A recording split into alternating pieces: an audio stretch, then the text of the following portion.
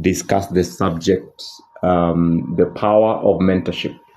And I think Dr. Orina is already in the house. Today's conversation is going to be moderated by myself, assisted by Joan Nakitende and Electin Kunyu. So if you have already joined the conversation, I would ask you to take maybe a minute or two to alert people in your network, your friends, let them know that we are live and that this long-awaited conversation is already happening. This day, the 25th day of September 2023. Before I go very, very far, I'll let my co-hosts to say hello to us. A lot of today's session will be guided by Joan Nakitende. I will only be joining in occasionally to assist with some few questions here and there. And I think my co-host Electin is also in, so I will let them to say hello to us as we allow more people to join us before we start the conversation officially. Over to you, Joan Nakitende. Good evening, everyone. I am delighted to be a part of this conversation and I welcome you all. I know that a lot is going to be discussed tonight, and I know you're not going to remain the same people as we have joined. So I'm looking forward to learning more, to sharing more. Yes, and I thank Dr. Orina for giving us her time today. Thank you. Well, thank you so very much, Joan. Electin, if you can hear me, I want to give you the microphone to say hello to us, and then we can move to the next item. Thank you so much, Dosso. This evening, I just want to thank you all for managing to come to this conversation, to join this conversation. Like myself, I know the topic of mentorship is not a light topic. I have a pen and a paper with me. I hope for those of us who are listening, you're also going to get out with something at the end of the day. Still waiting for some other people to join us. We hope that you're going to engage in the conversation, get to ask you questions. Yes, thank you for joining. Well, thank you so very much, Electin. I appreciate all of you, and thank you, John Akitende, as well, and those of you who have already joined the conversation. My name is Dosso Radido, as I said earlier. We are joined today by Dr. Orina Edna, who is going to help us tackle the subject, the power of mentorship. And as I said earlier, the conversation is brought to you by Zion Pearl Publishers in partnership with the She Leads project. Dr. Edna is going to give us details about herself in a minute. But before we go there, I will ask you who have joined to kindly alert people in your network, your friends, your colleagues, let them know that we are live today. We are hoping to have an exciting moment. As has been said by Electin, mentorship is one of those big topics that we keep talking about every single day. It's been with us for a while now, and a lot more people are beginning to appreciate the importance and the impact of it. And therefore, it's necessary for us to put this into perspective and see how best we can use it as a tool, as a strategy to be able to improve our effectiveness, our productivity, and even guide ourselves to more than we have seen, both ourselves and the people who are coming behind us. And that is the reason why we are gathering here today. So allow me to thank all of you who have already joined. I can see Lucy is here with us. I can see Lorraine is here with us. Felix is here. Is this Dr. Indangalasia, the person that I know? Let me see if this is the one. Dr. Wilson Indangasi. Thank you so very much. And also, of course, Oscar John. We expect a lot more people to join us. We had about 100 people showing interest that they are going to be joining us today. So you can expect that this is going to be an exciting conversation. And just to lay some rules as we begin, I want you to begin to prepare your questions or your comments when we open the floor for participation. All you will need to do is raise your hand. There is a small little emoji there. If you click on it, we will be able to see your indication of raising your hand, and then we can allow you the floor to either ask a question or contribute to the conversation by making comments as we go. If you feel you do not want to ask a question, you can still forward them either to Elekin Kunyu or Joan Nachitende or myself, and then we will pass the questions to our guest today to be able to answer them. As I said earlier, today's topic is the power of mentorship, coming to you live through this She Leads livecast, brought to you by Zaunpal Publishers in partnership with the She Leads project. And our guest today is the amazing Dr. Edna Orina. So without much ado, I will hand the meeting over to Joanne, who will bring us the guest, and then the conversation will pick from there. My name is Doso Radido. Thank you so very much, and thanks for joining the conversation. Thank you so much, Doso. I am grateful that we are having this conversation. And this is the She Leads livecast. We have these on Mondays and Thursdays from 7:30 all the way to 9 p.m. And I'm excited about today's topic. It's a topic that I read about almost every day. It is the power of mentorship. The power of mentorship in life and career development. And our special guest tonight is Dr. Edna Orina. Just in case you do not know her, she is a healthcare executive, radiology and imaging specialist. She holds a bachelor's degree in medicine and surgery, and she also has a master's in radiology and imaging from the Moi University. She, just in case you're wondering why we are having a medic talking about mentorship, she actually has extensive experience in strategic organizational leadership, in operations and management. She is adept at establishing structures, facilitating growth, and implementing processes to ensure the delivery of high quality care. And she's also known for her strategic approach to operations and maintaining a steady focus on excellence. Currently, she is the head of radiology and imaging and that department at Kisi Teaching and Referral Hospital. And previously, she served at the Kisi Level 5, where she was instrumental in transforming operations, especially in the radiology department. Dr. Edna is the founder of the Atlas Imaging Center, and she's also the sole director of that particular company. She is a champion of mental health and wellness. She's a mentor and a role model. She's a certified strategic leader and governance practitioner. She's a trainer of trainers, a public speaker, corporate governance practitioner, and through her speaking engagements, she advocates emerging health issues, including mental health challenges in the workplace. Ladies and gentlemen, Dr. Edna is an active member of the Women on Boards Network. She's part of the Kenya Institute of Management, the Rotary Club of Kisi Central. She's part of the Roundtable Wellness Foundation, of the Gusi Women in Leadership Network, as well as the Kenya Medical Association. And she also sits on several school boards. And I would like us to, I don't know, there's an emoji there that claps hands. If you can put your hands together and let us welcome Dr. Edna Orina tonight to speak to us about the power of mentorship. You're welcome, Dr. Edna. Thank you very much, everyone. Thank you, those ready for this initiative that you started.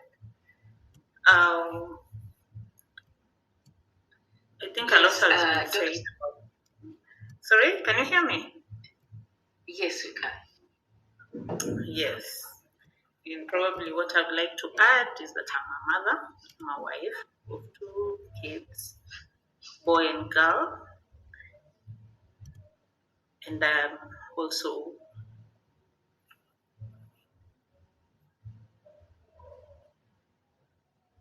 sorry about that. And I'm also a believer. I'm glad to be here today to talk to us about the power of mentorship.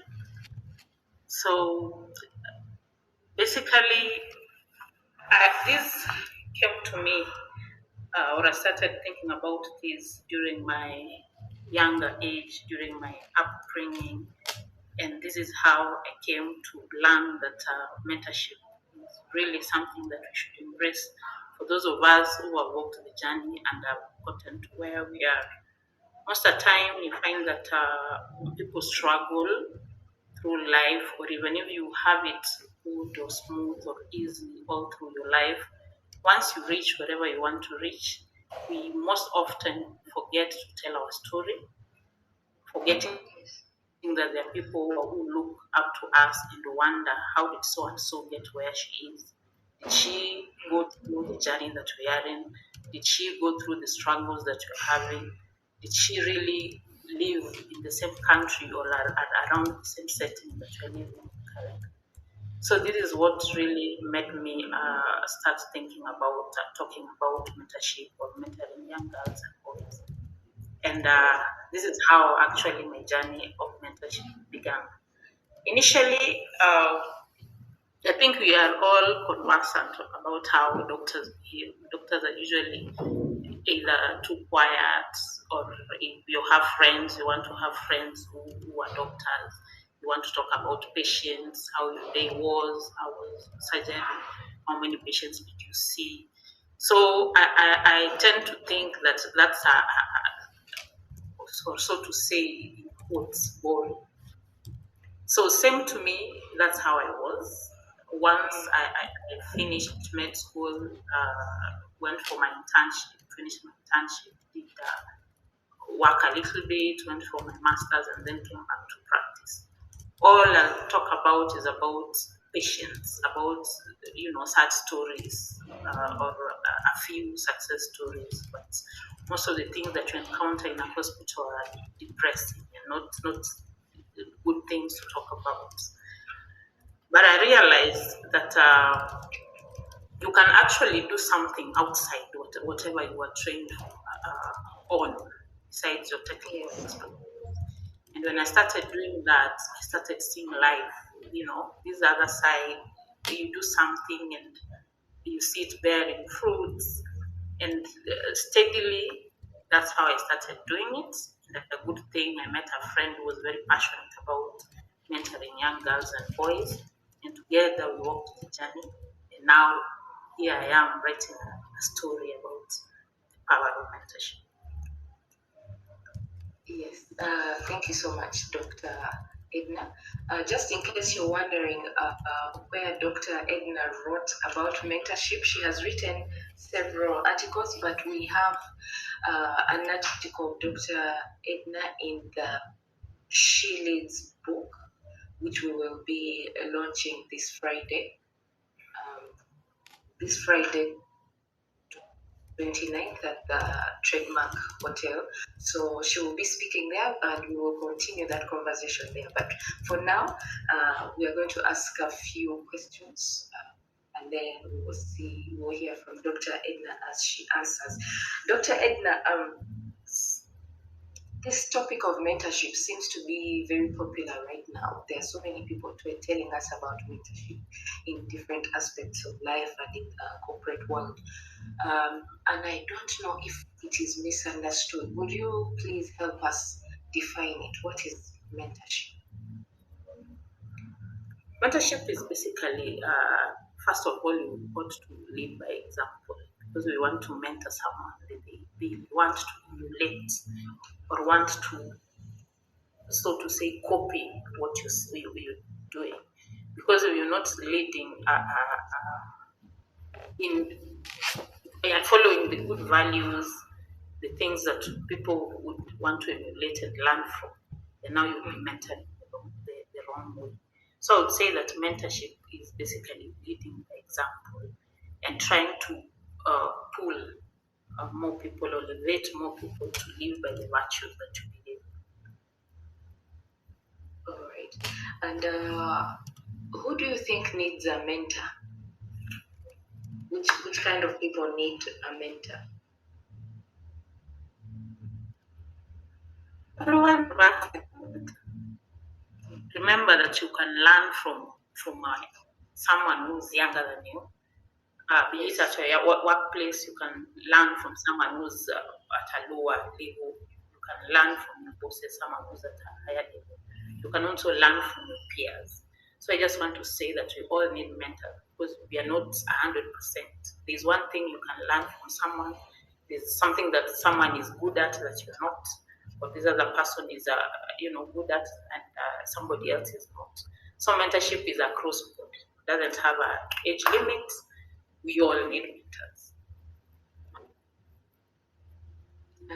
That's interesting. That reminds me of this peer-to-peer mentorship. Reminds me of when I had to learn something from my younger brother. I didn't want to.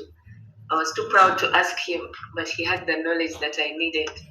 So I guess mentorship is for everyone, and you can learn from, like you said, you can learn from someone younger than you, or younger than you, older than you, and at the same level.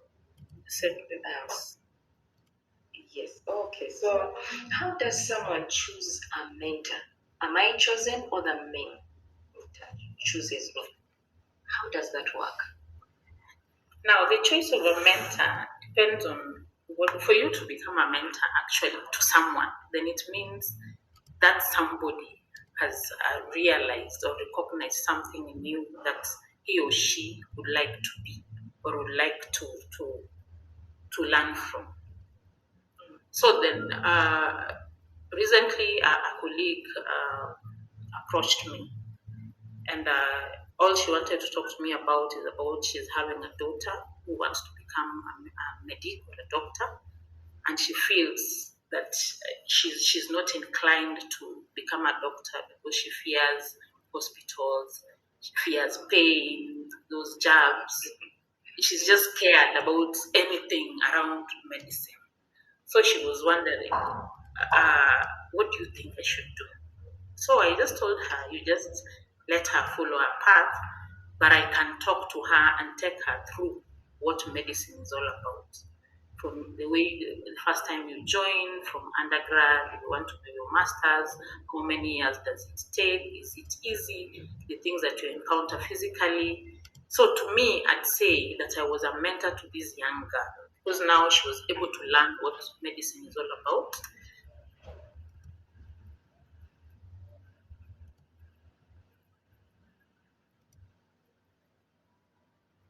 Dr. Edna, we cannot hear you.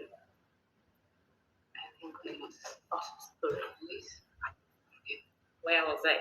So I was saying, like, most of the young girls or boys, when they're going through high school, during their career choices, if you're not guided well, you just say that I want to become a doctor, I want to become a neurosurgeon, I want to become an engineer, I want to become an architect, without knowing exactly what all that entails. Just because those are big titles, prestigious jobs, which they may actually not be, but you just want to become that person without knowing what it is. So for this case, I can say that I was a mentor to this young girl because I was able to tell her what it was, what medicine is all about, what you encounter from undergrad, from postgrad, physically, the way you go to the wards, the jabs that she's scared of, she'll have to give them, the blood that she doesn't want to see at some point, she will have to clean wounds and dress wounds. So for someone to choose a mentor, it has to be in line with what you'd like to do. Okay. If for example, you like community service, people are doing community service, giving back to society, and you look at someone and you feel this is exactly the thing that I want to do, then you will be led to approach this person to be your mentor because that is what you feel your passion is all about. That's what you want to do. So then I would say that choosing a mentor will depend basically what you want to do, what you admired from this person, and you feel that you need to be mentored to be or to follow that path. Oh, all right. That's very interesting. So, in other words, from my understanding, it's for me to get the right mentor. This person has to be in line with what my goals are, what my dreams are, which career path I'm following. Wonderful. Yes. Yeah, and my interest. I also like the bit you've mentioned that I need to have something I admire from this person. Yes. Yes. Will you please give us an example of your own encounter with a mentor and how they transformed your life? Okay, that's a very nice question.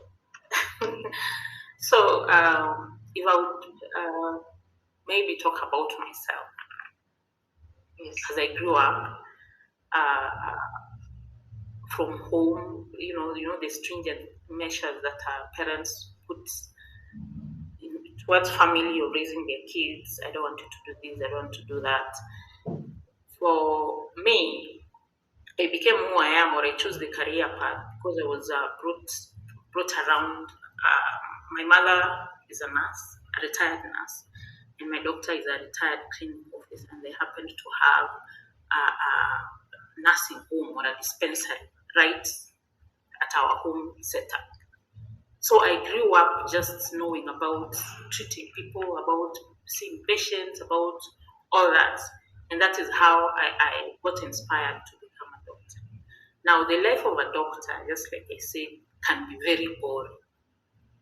You work long hours, you're on call, so you don't have time for these other things. So during in medicine or in your career growth, if you have to move from one job group to another, there are courses that you have to do for you to be upgraded to those job groups, and most of them are being offered in Kenya School of Government. Some of which are strategic management, strategic leadership programs, and all that. So when I went to this training, I happened to meet several people from different backgrounds, from the business world, from those working in the counties, those working in the government.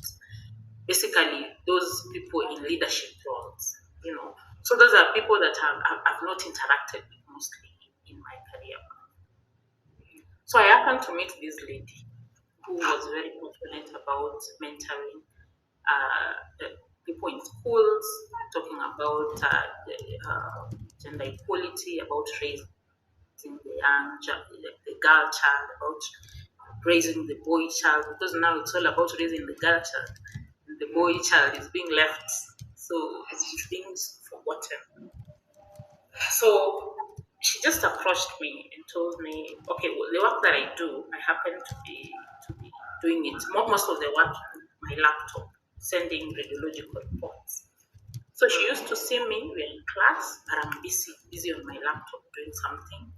I listen, I'm writing notes. So she thought I'm actually writing notes that were being taught in class. But I was doing that intermittently. As I listen and jot down notes, I'm also doing a few reports, emergency reports on my laptop. So she approached me and asked me, what is this that you're doing so much in your laptop? I've been watching you and you seem to be engrossed in your work. Are you really listening to what we're being taught? So yes, I am listening, but whatever I'm doing is kind of urgent, and I have to try and do both things at the same time. So she told me that I think I can see the passion that you have. You want to attend to your patients, but also you want to grow in this other aspect of life. This is what I do. I go around schools talking to young girls and young boys. Would you mind joining me around to do that? And I think that girl was just God sent. Since then, we finished the training. When we came back, all we used to do was to go to one school after the other. Schools in the villages, schools where probably they don't wear shoes to school, those schools right at the core of the village. And all they need to hear is a personal story, because basically most of us have gone to those schools in the villages and we have gotten ourselves to where we are. So we started going into one school after the other. Then after that, we started getting calls now from schools. I think one just spreads. So we used to be called, we had you talk to such and such a school, we'd like to invite you to our school. So after that, we expanded our field to even talking to career women. We started talking about mental wellness in our workplaces, something that became very rampant during COVID-19. People lost their jobs, others lost their loved ones. And we just found a gap there and started creating awareness, not necessarily treating those people who are depressed from losing their jobs, but creating awareness that there is help. They are experts in that subject area. And if you feel that you're overwhelmed and you need to talk to someone, then you need to approach. This is where you need to go. This is what you can get. This is how you can get help. And pole, we just grew. And now we founded an organization called Roundtable Wellness Foundation, where now we're around talking about issues, emerging issues in society, from teenage pregnancy, gender-based violence, mental wellness, talking to schools about this common issue that arise in the society. I don't know whether I've answered that question. Yes, you have. From this example, I believe you would be the right person to define for us what successful mentorship is. What does that look like? Successful mentorship really is being able to see change over time in someone or a group of people. I usually tell myself that when you're talking to a group of students, for example, a class, when you're teaching, you're actually teaching an individual. You're not teaching a class. You cannot say that I went to 4 class and I taught them and I know they understood, they know what I was talking about. You taught a class, yes, but who actually got what you said? Who picked it up? Who's going to use it to grow themselves, or change? It's mean anything to anybody,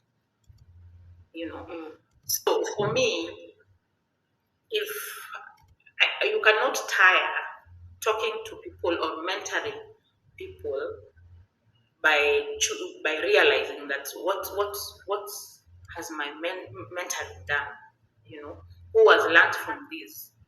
It will only happen a few years or weeks or months later when someone approaches you and tells you, madam, whatever you told me that day really did change my life. From what you told me, I was able to do this. I was not able to give up. I was able to work hard, and I've seen change from where I was then before you spoke to me and where I am today. So I think a successful mentorship is being able to see your fruits, not necessarily immediately, but over time. You're able to see that whatever you talk to an individual or to a certain group of people actually changed. Not necessarily all of them, but there has to be someone who picked something from whatever you say. So I don't think you're able to measure and say that my mentorship is successful, but you have to continue doing it and remind it. It's just like coaching. You do it repeatedly, you don't tire, you keep saying what you think will help this person until it actually bears fruit. Speaking of coaching, Dr. Edna, what's the difference between mentoring and coaching? So, mentoring, you have to, like I said, you have to live by example. But coaching is being able to like, so to say, is teach a process that you want to improve performance, for example, or focus on something. It's a continuous process, such as like you're training, you're instructing an individual or a group of people. So you got to have pointers that you're telling people. But for mentorship, I think you have to lead the example. You have to, for example, tell a story, like actually this has worked. This is what you can do. But coaching is like a training, like giving someone a method of achieving a certain set of goals. And this can be done through dialogue, can be done in a class setting, can be done by, practicals and all that. So that is the difference between coaching and mentoring. Mentoring is more so much sharing for and that. experience. Yes. Thank you so much for that. That is something I could not differentiate before, and at least I've learned something new. To our guests, our listeners, this is the She Leads live cast, and with us is Dr. Edna Orina, and we are talking about the power of mentorship. In case you have someone to invite, please go ahead and invite them to join us. And if you have any questions, any comments, anything to contribute, feel free to raise your hand, and we will give you a platform for you to speak. And the other thing is that if you're enjoying what you are hearing from Dr. Edna, she has actually written in the book She Leads. It is a combination of lessons from women leaders like her. So you can access this book on Friday, starting from 2 p.m. when we will be launching it at the Trademark Hotel. You can come and join us. And get yourself a copy and listening to what Dr. Edna will have to share and what she has written, because it is a lot. This conversation cannot complete it, but let's continue. In case you have a question, please feel free to raise your hand and we will give you a platform. But for now, let me ask my co-host Electine if you have any questions from the audience. You could share them. Thank you so much, Joanne.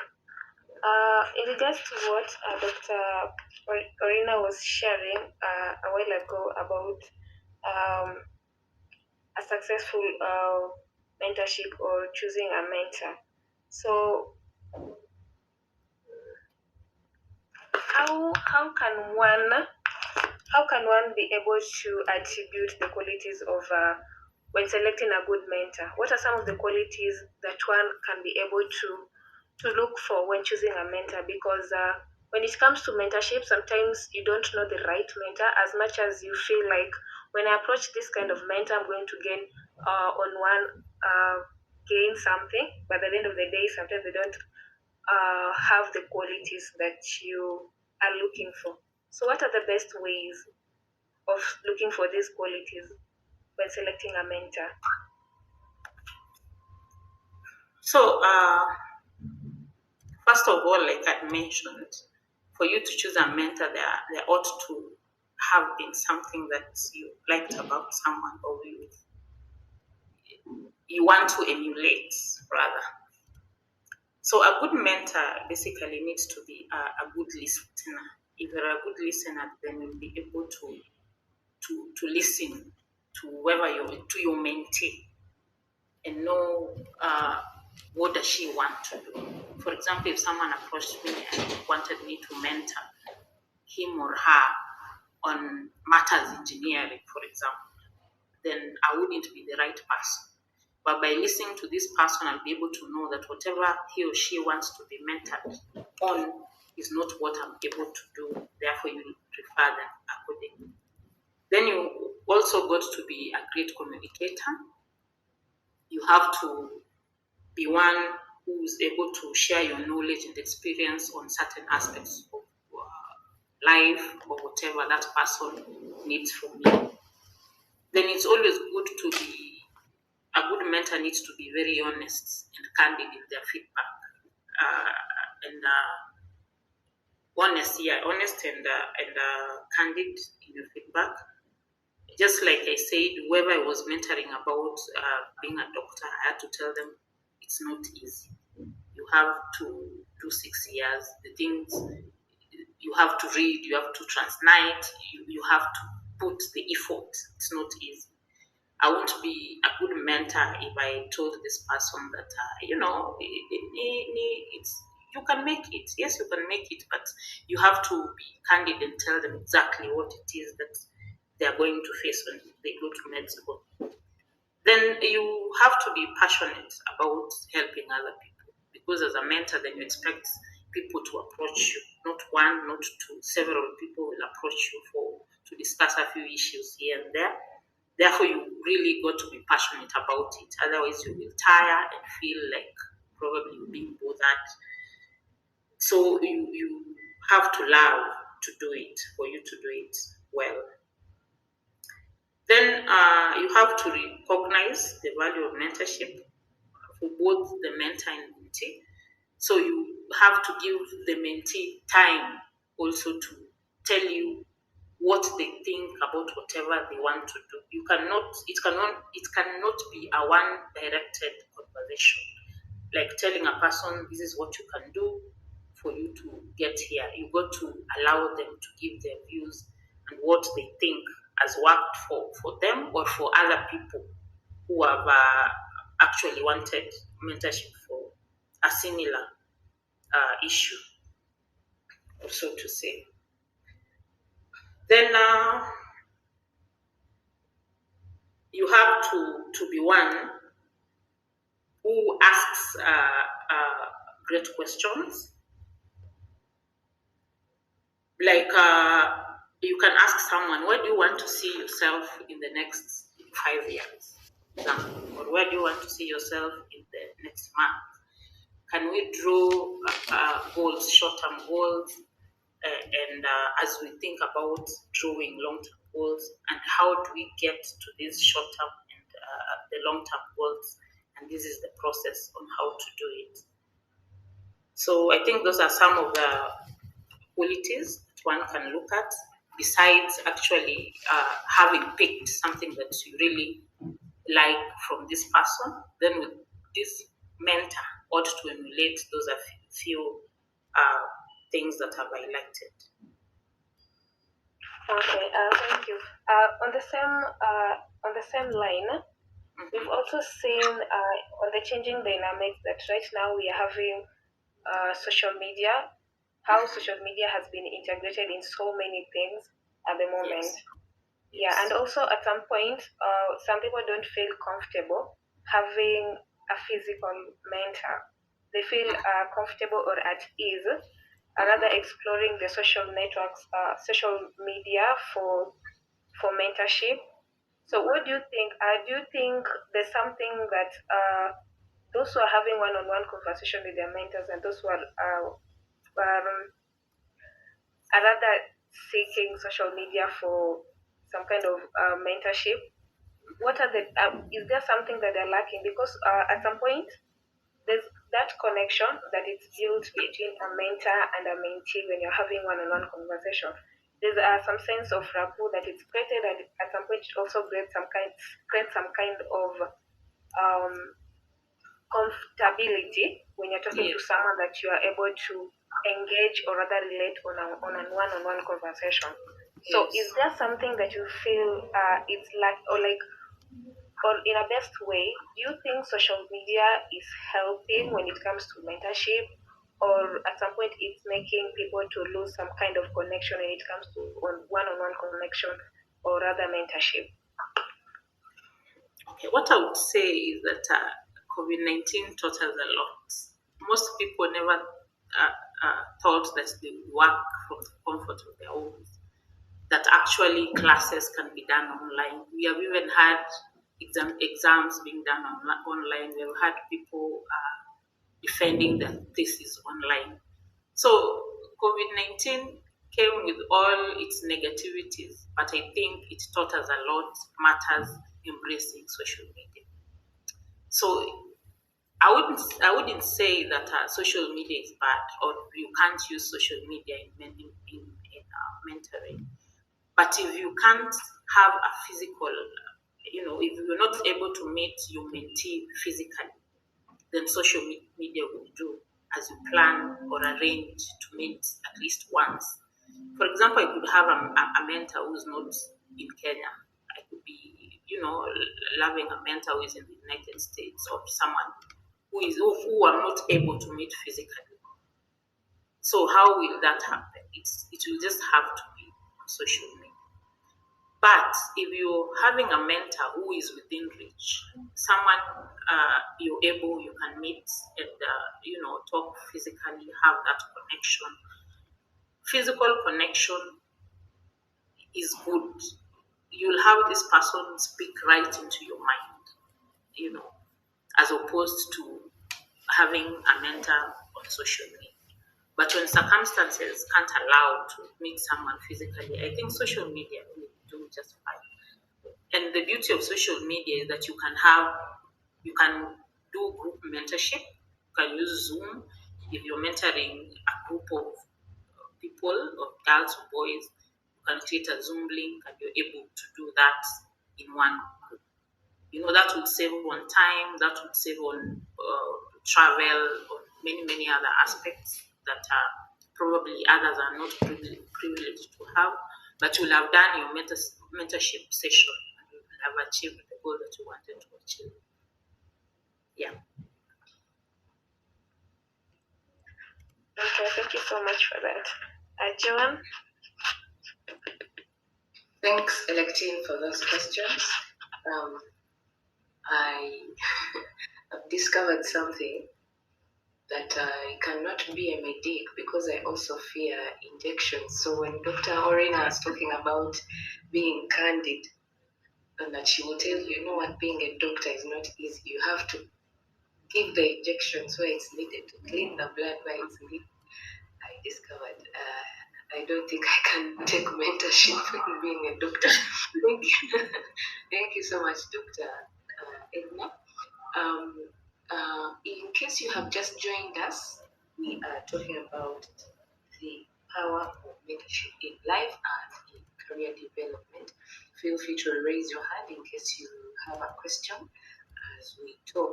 Now, I would like to gear this conversation towards the area of leadership because this project is called She Leads Project, and we focus on leadership, especially leadership development. So, Dr. Orina, if I may ask, how can mentorship programs be tailored to address the unique challenges faced by women leaders in male-dominated industries, and what specific strategies do you think work best? Well, the strategies that would work best for this is just for those of us who are in those leadership positions that are, feared by women or are men domineering. It's just an urge to them that they make an intentional decision to come out and speak out and mentor the young girls and boys. So I started by saying that most of us forget where we came from and how we got where we are without trying to hold an hand and elevate someone who wants to get to where you are. So I think the strategy here is for those of us who hold those leadership positions that are men domineering, and this includes political spaces and even getting a seat in the boardroom. There are those of us who have tried politics. There are those of us who sit in boardrooms where decisions are being made. Are we able to speak out names of those people we know are able to do those jobs in those tables that they are not? You're in a table where maybe they want to employ someone who has an expertise that a lady possesses. Are you able to raise your hand and say, I think this position can be held by so and so, this lady, because she's qualified? If this is what you need, this lady is qualified. Now, the problem comes up with us women not being able to elevate others. You're there, you don't want to raise your hand. Then now the men they are more aggressive and quick to speak, and we let them grab these leadership positions. We fear that when you raise your hand and say something, you'll be told that you're assertive, you're rubbing shoulders, you're doing what. But I think it's a call that for those of us who have gotten to those, spaces that are men domineering, where, it's hard for female to get there, we try and speak up or speak a name of a person who's not on that table and you feel that actually qualifies for whatever position is being floated. So the strategy is just making that intentional decision that you're going to elevate a fellow woman as long as this person qualifies and you feel deserves to get a certain job or a position. It is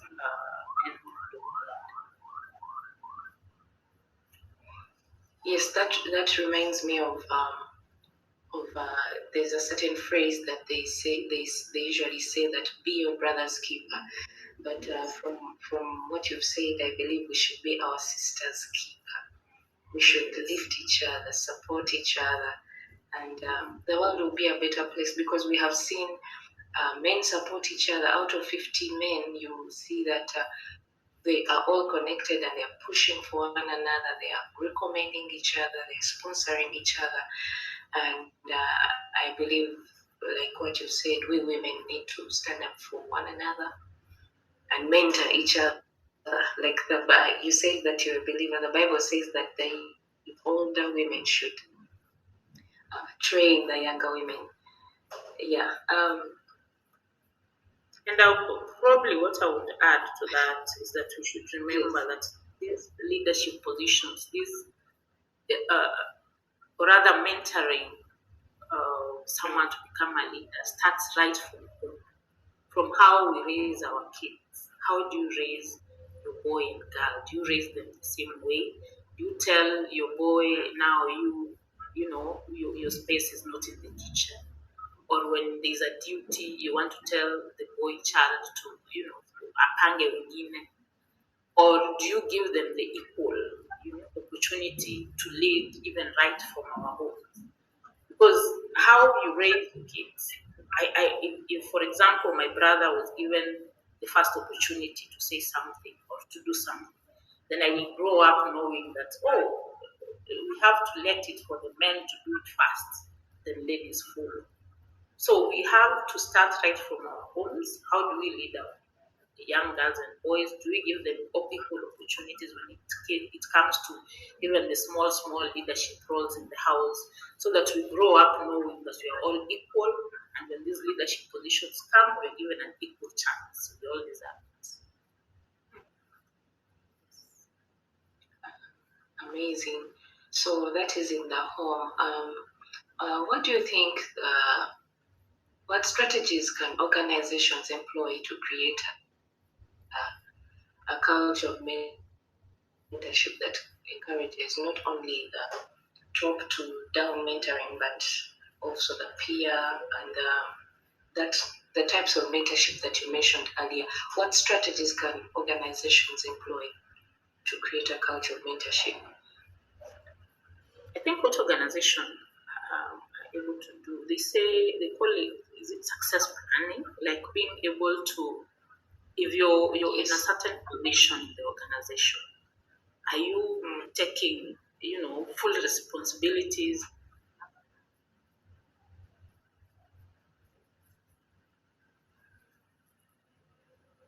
so that when you leave that office, you actually have someone who's able to do that? You can get sick, you can have an emergency, you can get a transfer. How then will that office function if you've not mentored someone? So I think for organizations, what organizations need to do is to always remember or talk about success planning. The people in your office or wherever you are, because I'm sure we have says you have schools, be it techniques. Are you able to mentor the people that you are working with, the newcomers, so that when you leave, then you have someone who will come to people in our organization. All right. Thank you so much. Yeah, you've answered my question. So, as let me ask on behalf of of myself and everyone who is listening in, because they haven't raised their hands. But let me ask this question. So, let's imagine I've got a new role, or maybe I've been at this role for some time. How can I get into this responsibility of mentoring another person? How can I join into being a mentor? I think again, you're saying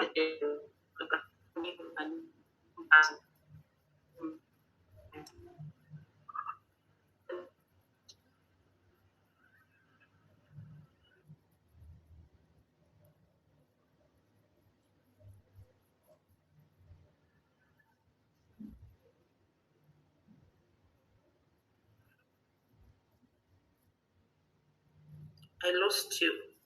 You were saying that if you're a new person in an organization, you're asking, are you able to? Yes, whether I am a new person or I've been in a certain role for some time, I would like to know how can I start being a mentor to someone, or how do I get involved into this mentorship thing? You know, we are speaking as though mentorship is this huge animal technical thing to do. I think mentorship starts from the small thing. You know, I would want to assume that you've been in a new organization, you've been given a certain responsibility. I'm sure there's something that you're good at. Everybody has their X factor. You cannot all be the same. There's something that I'm sure you're good at that somebody else doesn't have. And once you get into that organization, you're given a certain responsibility, I'm sure you'll have people coming after you. And they'll, wonder, how does things work in here? Where do I, put my bag? Where do I put my pen? What do I say when. So basically, you can mentor it's right from telling someone, this is how we maneuver in this office. This is how we maneuver in doing this job. Or so and so is good at this. If you approached with a certain issue on this matter, this is the person to approach. I want to believe that that is part of mentorship, like giving guidance. Telling someone, I came here, I've been here for a year, but this is what I did to succeed in whatever role that I'm doing. So everyone has their X factor. They have something that you're good at that you can actually share with someone. So I really don't think being in a junior position or being new in an organization limits you, doesn't give you a chance to mentor someone. Wow, thank you so much, Dr. Edna. In case you're enjoying what Dr. Edna is saying, what she's sharing with us, you can catch more of this in the She Leads Volume 2 book. it is lessons from women leaders. She's a woman leader, and it's a combination of, of, of knowledge from people like her. So you can grab yourself a copy of this book on Friday, starting at 2 p.m. We'll be launching the book at the Trademark Hotel. Please come and join us. You can register with us. You can inbox Electine. She will be able to direct you how to register for that particular function. So in case you have a question, please feel free to raise your hand and we will give you a platform to ask. For now, I don't know if my co-host, Mr. Doso, I don't know if you have got any questions from the audience or from yourself. If you have any questions, please feel free to ask. Oh, thank you so very much, Joan. I have been following the conversation, and one of the statements that really struck me is the fact that mentorship is personal, and when I begin to think about that, I ask myself, how can organizations institutionalize mentorship? How can they make it possible for mentorship to happen either within across ranks or within certain spaces, so that as we make it an organizational thing, it doesn't lose the personal touch, and importantly, use it as a strategy to be able to ensure either increased productivity or continuity in terms of taking care of transitions and growing people, and hopefully eventually even growing the organization. I'm keen to hear your thoughts, Dr. Edna, about that.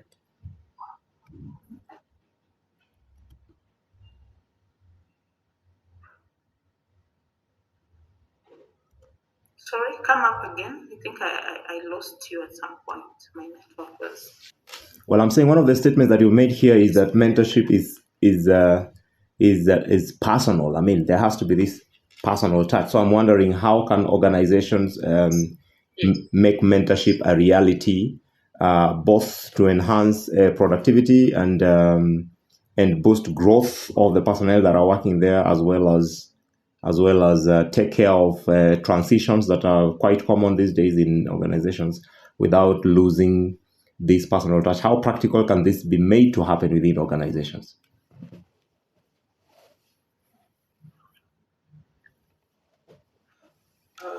So I talked about success planning, just what you said about ensuring that there's continuity once one goes. So we have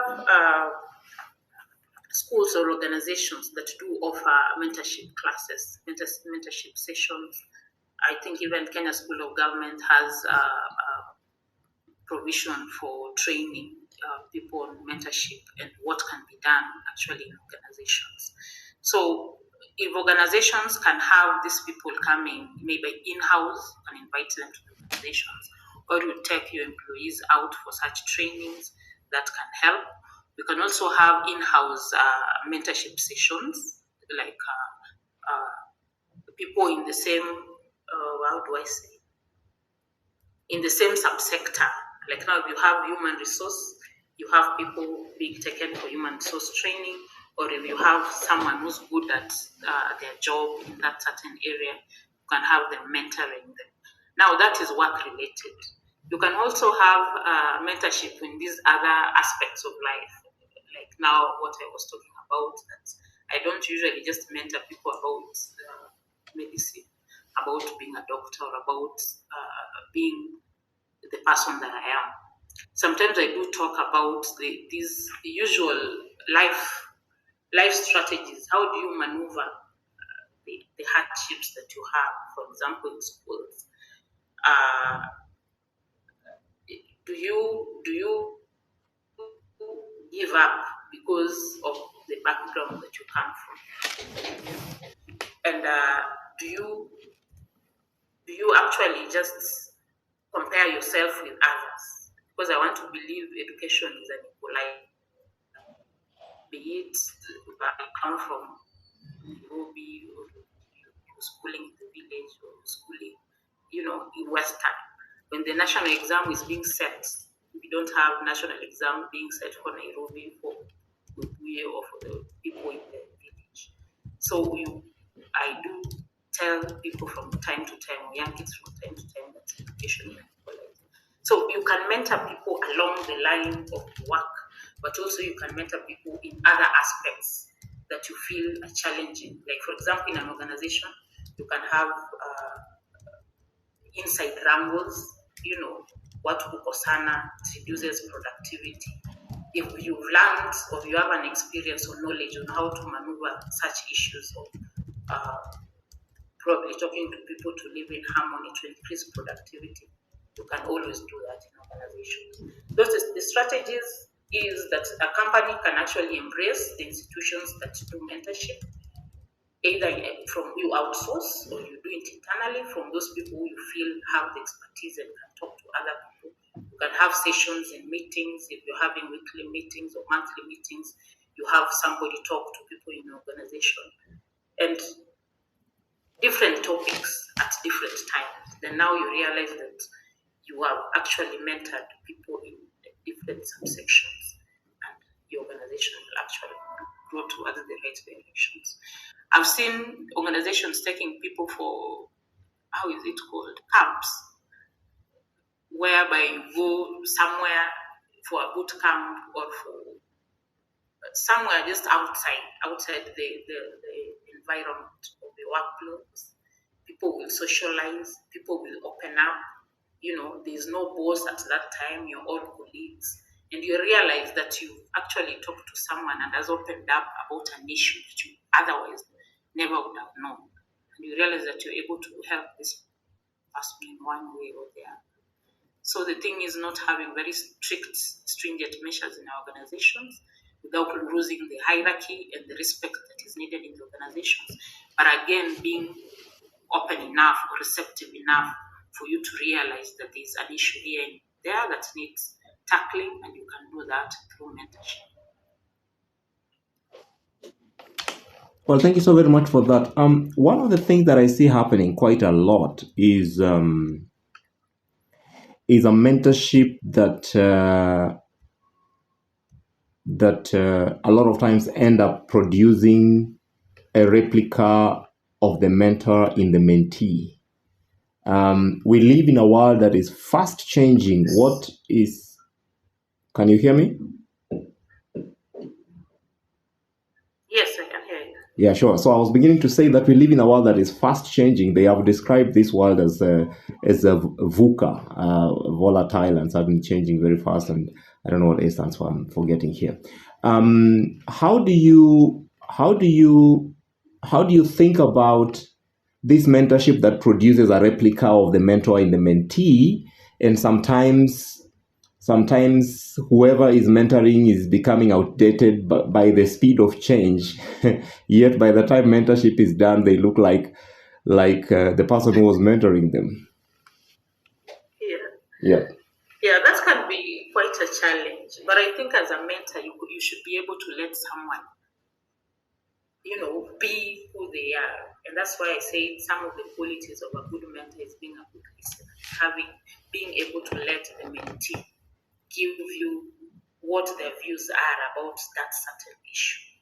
There can only be a Dr. Edna Orina of my nature. There can be another Dr. Edna Orina, but cannot be exactly who I am, because you're not. Our DNAs are different, and we might like same things, but we are totally different. So a good mentor should be able to let the mentee be themselves. Yours is probably to guide, and you should be able to let the mentee ask questions and tell you about what they really want or what they really loved about you, how you did it your way. You let them learn from your mistakes so that you basically guide you. You can tell me I did this, it didn't, I failed in this because I followed this route. How about you try a different route and see whether it bears fruit for you? So a good mentor should be able to let the mentee, be themselves. Yours is to guide where possible, but you should let them make the decisions for themselves. You cannot decide for somebody what they want to do. Yours is to advise, give your personal experience, and basically just letting them learn from your mistakes or their mistakes per se.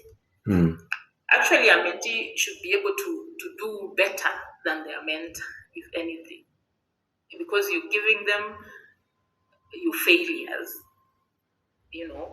Where you succeeded, you guide in that, and where it didn't work for you, then now you tell them this didn't work for me, and I wouldn't want you to follow the same path. Yeah.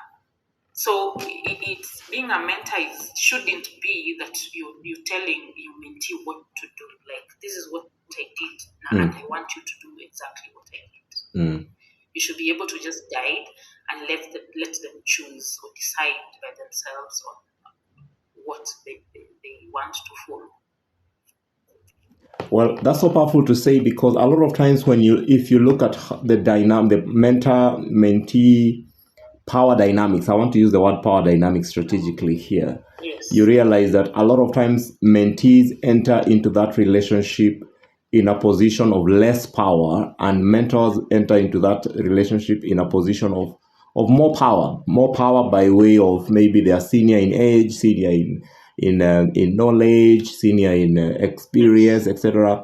So that it becomes a little difficult for the mentee to question whether this is good or bad. They just take it in. You see the way we go to school, and the truth of the teacher is the gospel truth. We don't question it. We do as the teacher is saying.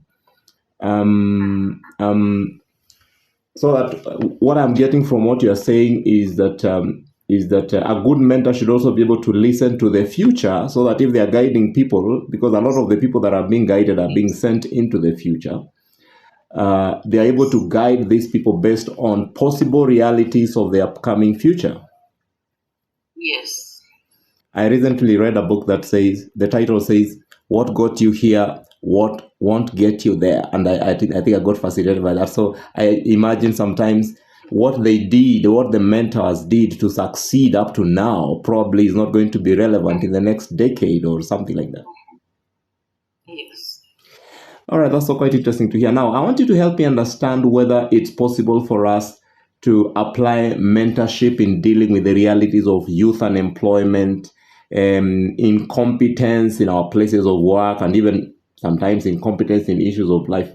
Can we apply mentorship in addressing things like this? And if so, how do we go about it?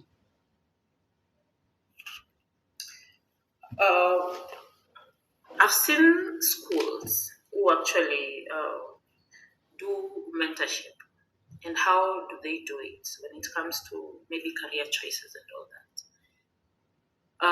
I recently went to speak in a certain school, and I realized that they have, is it called job shadowing, for example.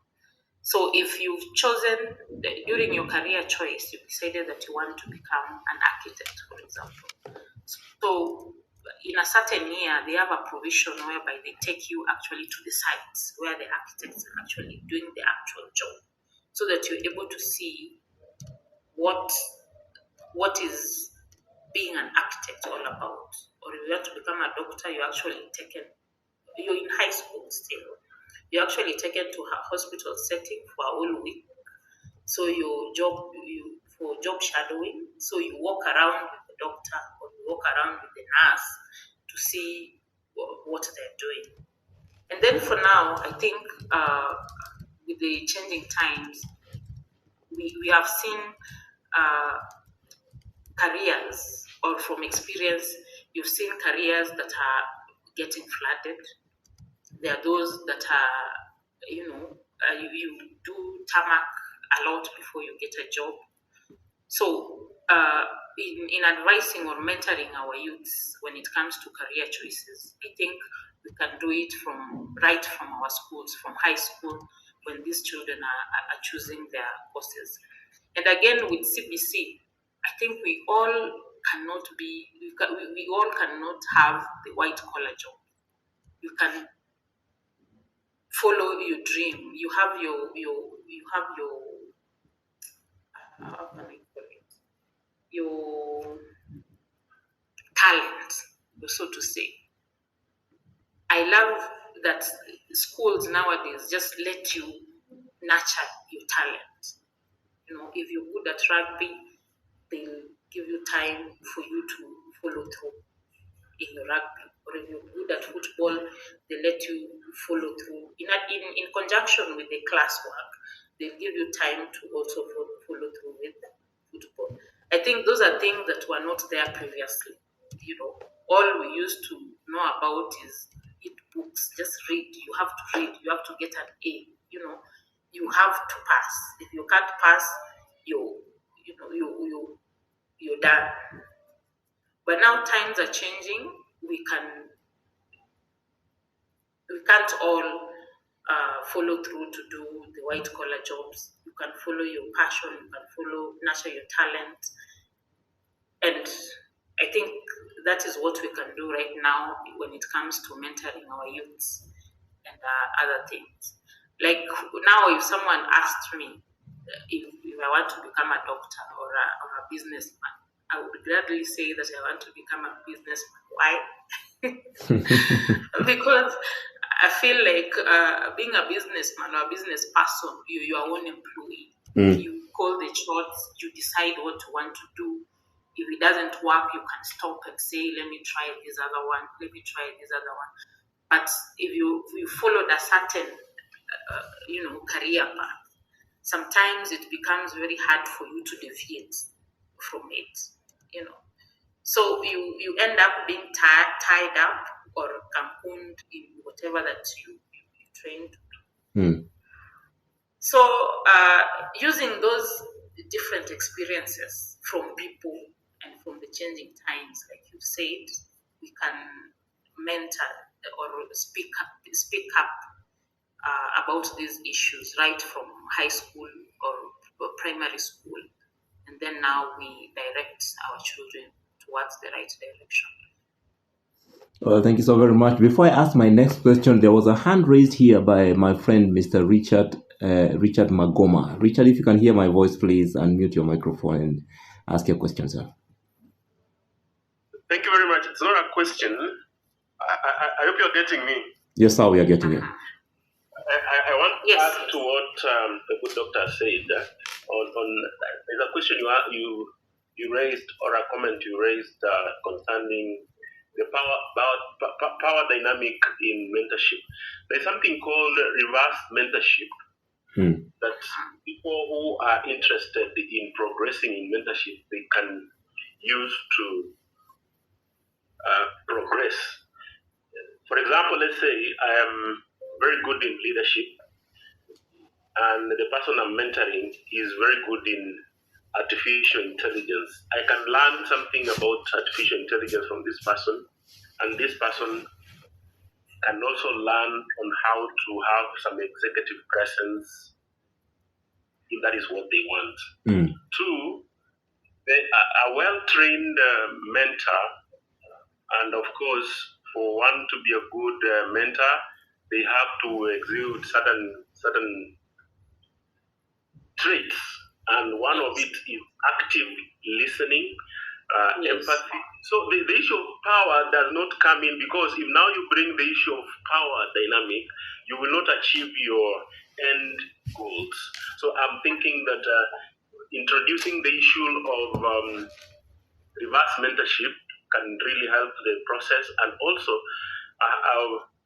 becoming a well-trained mentor, you need to adapt certain traits that will help the mentee succeed in what they are pursuing. Thank you. Thank you so very much, Richard. When you talked about reverse mentoring, I almost thought you're going to answer my next question, because what comes to my mind, I don't know what to call this. Maybe you'll help me with a term for it. A situation where the person who is mentoring now is not necessarily senior in age or anything, but they're just senior in mastery of something. I remember a time I was teaching my parents how to use a mobile phone, and it looked like now I am entering into that relationship with some kind of seniority of knowledge and stuff like this. Do we call that mentorship as well, where you are ahead of the pack because of maybe earlier exposure, not necessarily seniority in age, experience, or something like that? Mentorship is not necessarily about seniority. It is about the competencies, if you ask me. It's about the competencies that a person has and they want to transfer to a person they're mentoring. So if, for example, as I mentioned earlier, if you're good in leadership, or let's say the doctor, I'm happy that she has talked about human resources. Maybe we should have her as a human resources consultant. I'm saying that I could be good in artificial intelligence because probably I was born in the Gen Z generation. I understand a lot about artificial intelligence. And the doctor or me could be very good in emotional intelligence or leadership or executive presence, which probably the Gen Z do not possess.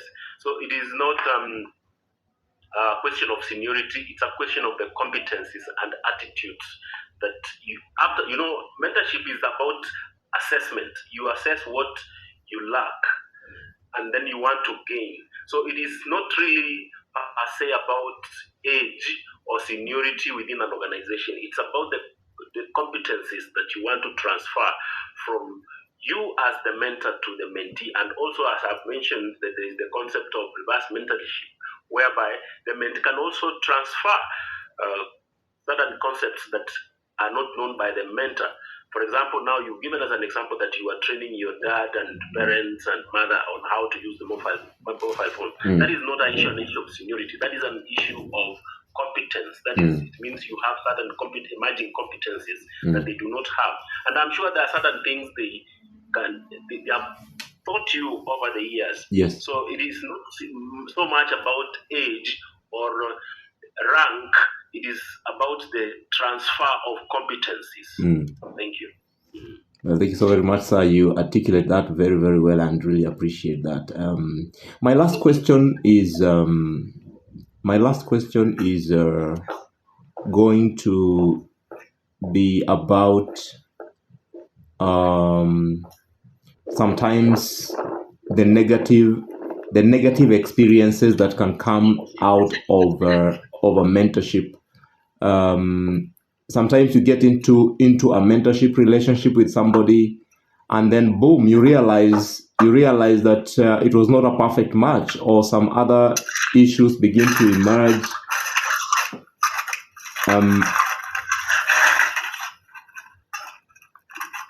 You can pick some. There's some noise at the background, Dr. Edna. I don't know if it's happening on your end.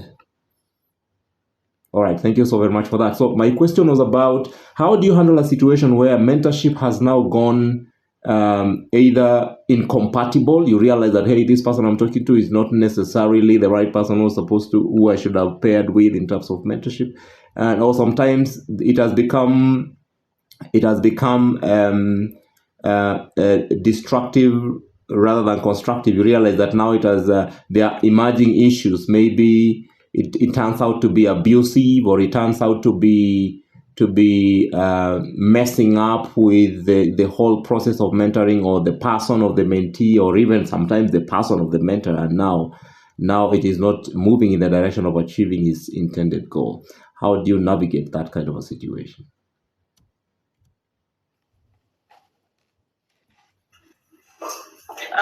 Thank you about that.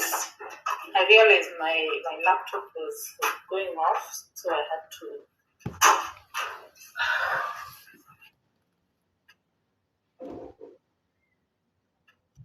All right, that's understood. But I'm having a question. One realizes that mentorship is not really being constructive, but creating a negative result. I think as a good mentor, you should be able to realize that whatever you're doing is not bearing any fruit. and you should be able to realize or recognize at first hand that whoever you're mentoring or your mentee is not gaining from whatever the mentee wanted from you. Then now you're able to either terminate or guide them towards the right direction in that particular aspect.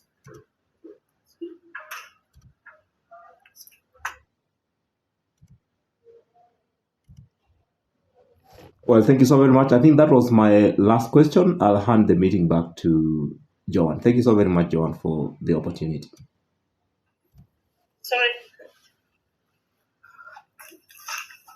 Sorry about that. So I was saying, as a mentor, you should be able to realize that when the session or your mentoring session is not bearing any fruits or is being negative to the mentee, and what you can do is basically just direct them to the right person or the right mentor for that, or the mentee herself or himself can actually realize that this mentor is not, adding value to whichever issue or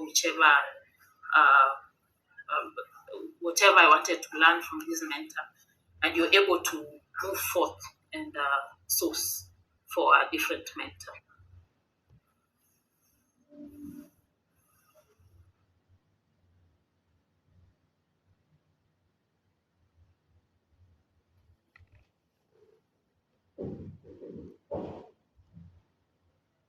Well, thank you so much, Dr. Ari. I think that was my last question. I would pass the meeting back to Joan. Joan, if you can hear me, please.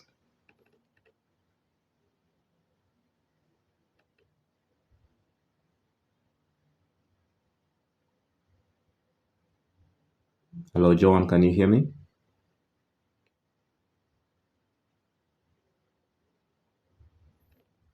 Well, I'm not sure if the problem is on my end.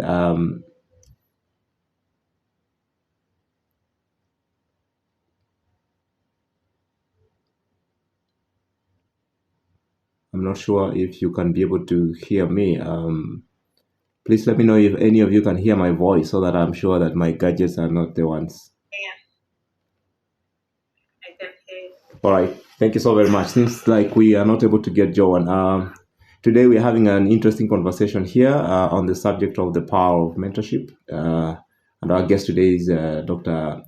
Edna Orina.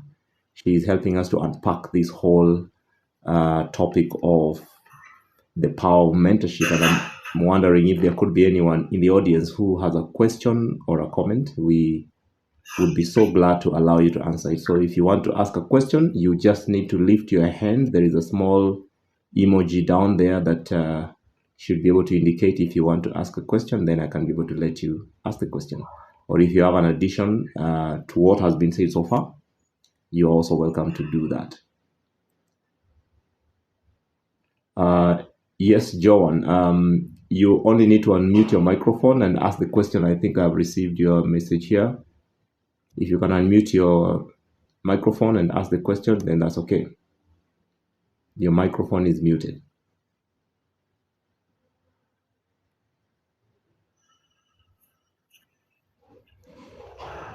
While we are waiting for her to unmute her microphone, I will seek to know if Electin has received any questions from your end. Electin, if you can hear me.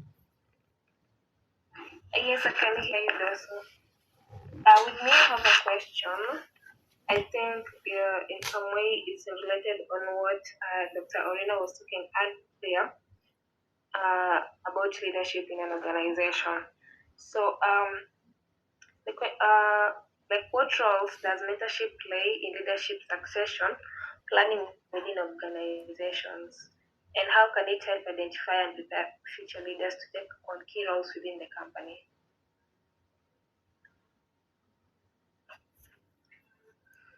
I don't know if you've got my question, Dr. Orina.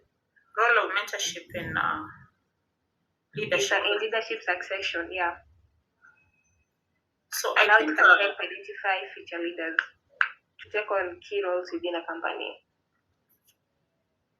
I think I've talked about this earlier about succession planning in our organizations. But again, as a leader in a certain organization, you're able to pick area that you know someone is best at. For example, if you're in a subsection where you have, like for example, where I work, I'm the head of department in a radiology facility. In radiology, we have different subsections, like we do have ultrasound, we do have CT scan, we do have MRI, mammogram, and all those that I work with, not everyone has the expertise to do all of them. There are those who are good at doing ultrasound, there are those who are good at doing CT scan, there are those who are doing these other areas in my department. So as a leader in that department, I'm able to pick out someone that I know is good at let's say, ultrasound.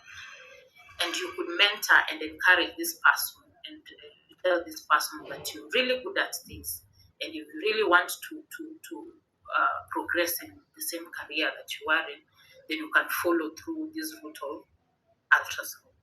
So similarly, in any organization, in your office where you have an array of people, a number of people doing things, there are those that do not good at research, those who know are good at writing, those that are good at, those you know are good at resource mobilization. So you can always mentor someone depending on strength in a certain area. So I think in organizations, that's what we can do. You can even sponsor a person to go for further training in a region that you know this person is good at, and if given more expertise, will actually become excellent. So I think those are the opportunities that we can offer in our organizations as leaders when it comes to mentorship.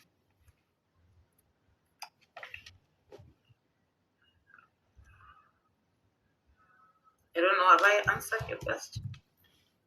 Yes, you had, because I know you had already talked about it, just that someone asked, Yes.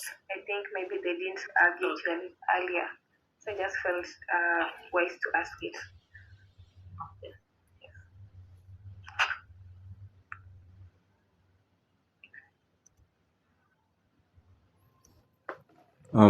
Is that all the questions you had, Election? There's another question here. Right. If you could share some examples on innovative mentorship initiatives that have successfully integrated technology to enhance the mentorship experience for both mentors and mentees in the corporate world. Come again. If you could share some examples of innovative mentorship initiatives that have successfully integrated technology to enhance the mentorship experience for both the mentors and the mentees in the corporate world. So when it comes to technology, I don't know whether you're asking about technology in as a whole, because the platforms that we have that have embraced technology, for example, what you're using now here, we have LinkedIn Live, we have Zoom, we have those online platforms that you are able to use, or even in meetings and all that. Is that what the question is? Yes. Yes. Technology. Yes, those are the examples that I'm trying to ask in regards. Okay. Yeah.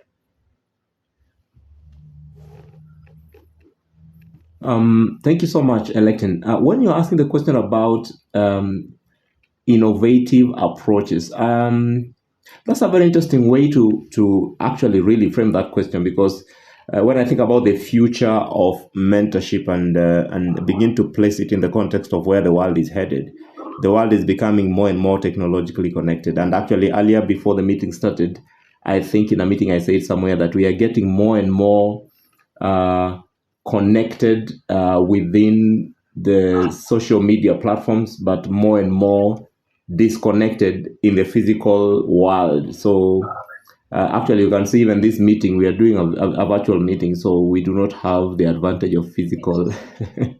So I'm imagining, in view of the way technology is disrupting the world, I don't know how life looks like 20 years from now. Maybe we are likely to see less and less of what we are experiencing these days physically. In view of that, what what are your thoughts about the place of placing mentorship in its right place in the coming days? And by this I mean, what is the future of mentorship? Is it going to die with the death of physical contact between human beings?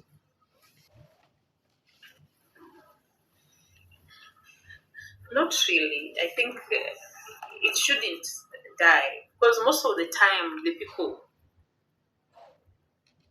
are good from others.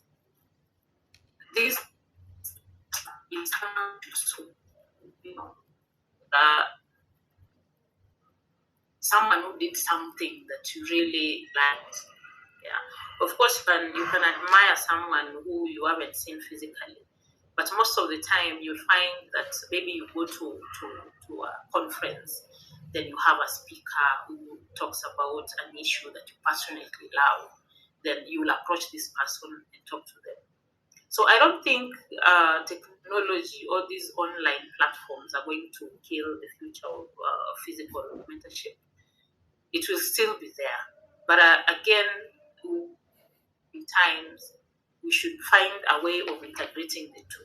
You can still have your virtual mentoring sessions, but plan to have physical meetings so that you're able to connect with your mentor and even to follow through with issues that probably you guided on and you want to see whether these issues or whatever guidance you gave us has actually helped this person or materialized. So you can have the two integrated, and I don't think we lose the physical touch of mentorship per se. All right, thank you so very much.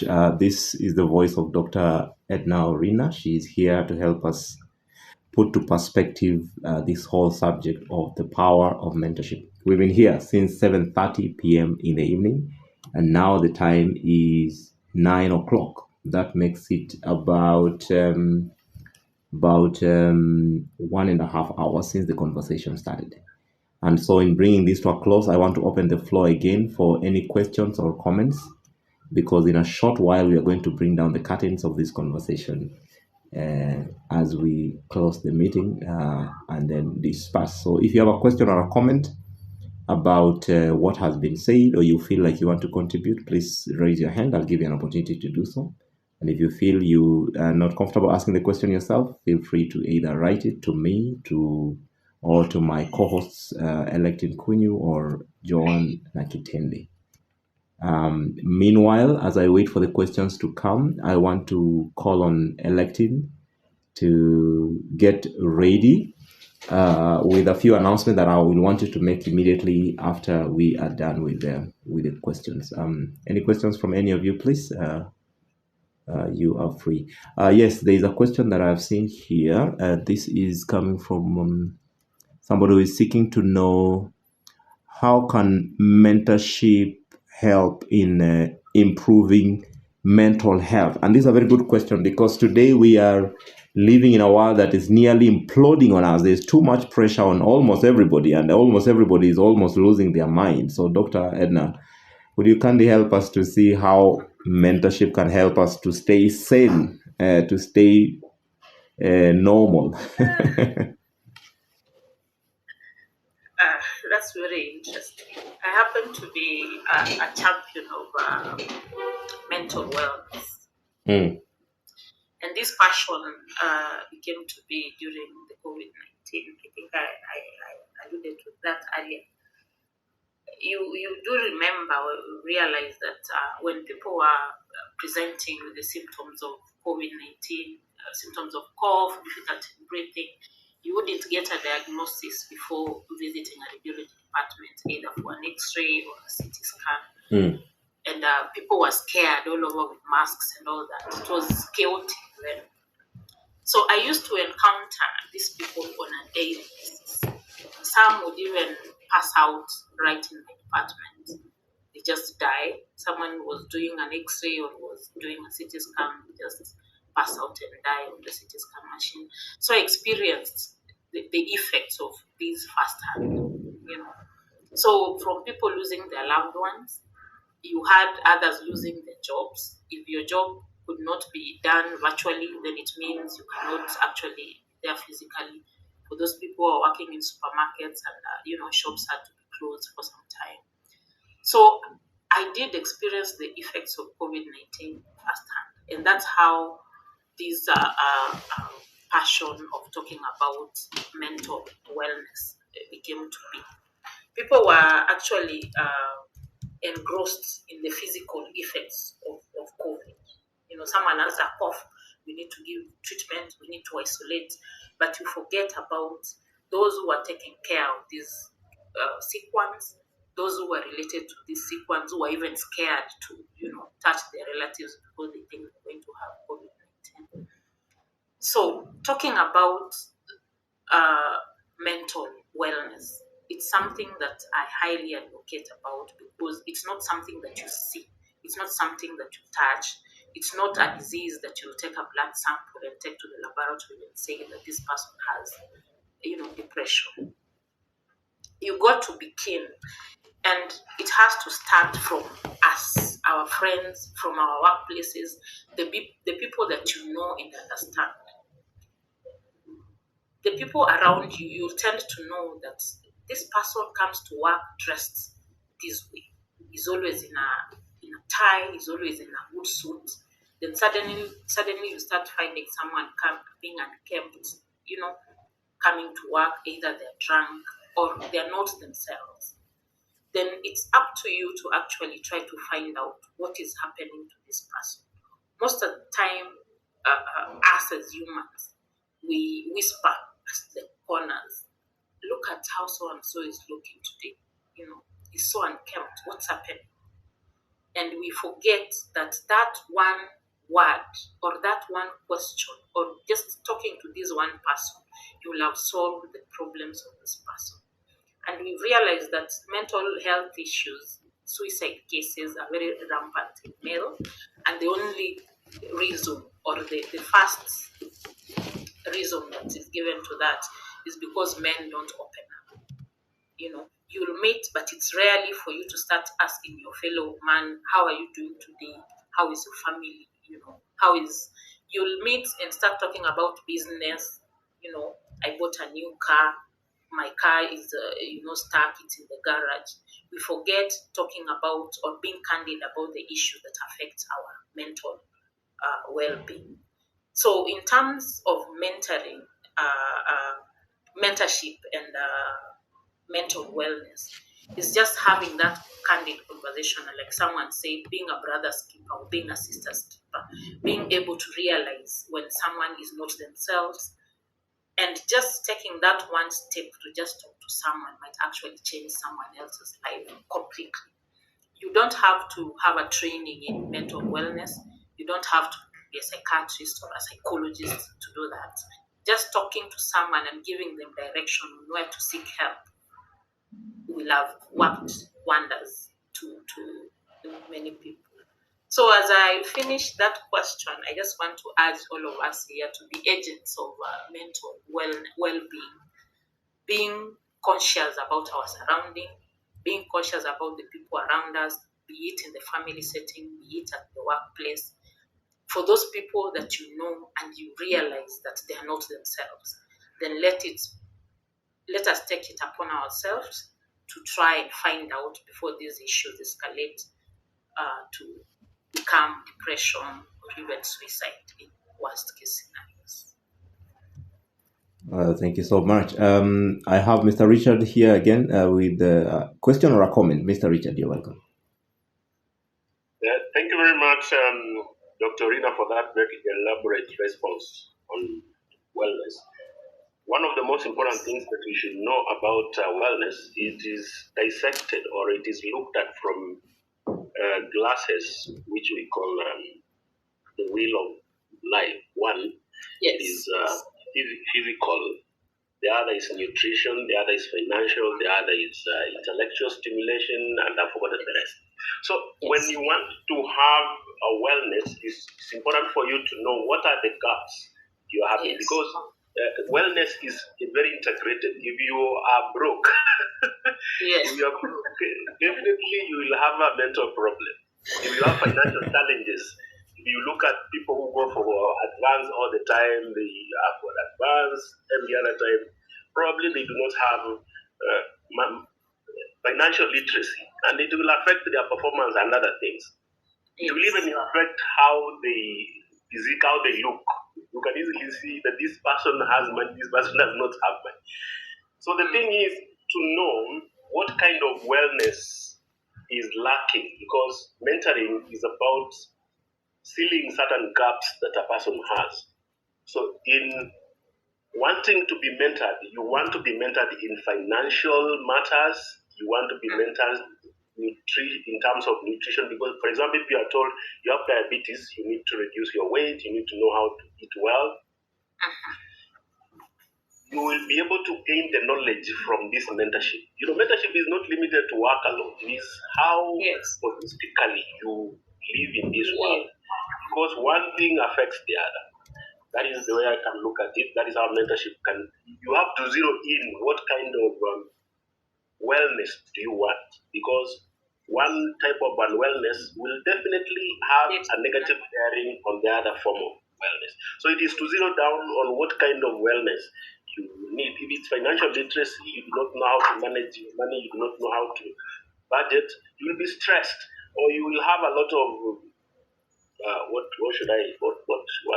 will have a lot of road rage if you do not have financial skills. You will have a lot of problems with other people. So for somebody to mentor you, you have got to zero in what kind of wellness do I want? Financial, physical, intellectual stimulation, physical stimulation, spiritual nourishment. You've got to zero in so that your mentor can be able now to see what kind of programs will be able to help you to come out of that depth of having a problem of wellness. Thank you. Yes. Thank you so very much, Mr. Richard J. Magoma. Quite a resource. And thank you so much for bringing value in the conversation. Well, today's conversation has been centered on the power of mentorship. It's a conversation that is brought to you courtesy of Zion Publishers in partnership with the She Leads Project. And in the interest of time, I think we are now going to pull down the curtains on this meeting. But before we do that, allow me to thank all of you for making it to the meeting. As you have heard for yourself, it's been quite insightful, quite eye-opening, and we really appreciate Dr. Edna Orina for bringing her resourcefulness into the meeting. I have known her for quite some time now, so I know the kind of person that she is. I really appreciate you, Dr. Ari, for bringing your wisdom and your resourcefulness in the meeting. I can see a number of people really appreciating you.